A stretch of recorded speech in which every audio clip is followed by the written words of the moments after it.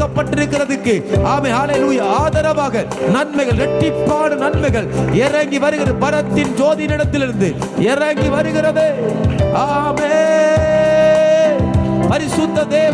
பரிசுத்த தேவன் விளங்கினதை ஆமென் ஆமென் நமக்கு கொடுத்ததை பெற்றுக் கொண்டிருக்கிறோம். ஹல்லேலூயா. நீ வெட்கப்பட்டு போக வேண்டாம். உன் வெட்கத்தை நீ மறந்துவிடு. யாக்கோபே, உன் வெட்கத்தை மறந்துவிடு. இஸ்ரவேலே, வெட்கத்தை மறந்துவிடு. சபையே, உனக்கு ஏற்பட்ட வெட்கத்தை நீ மறந்துவிடு.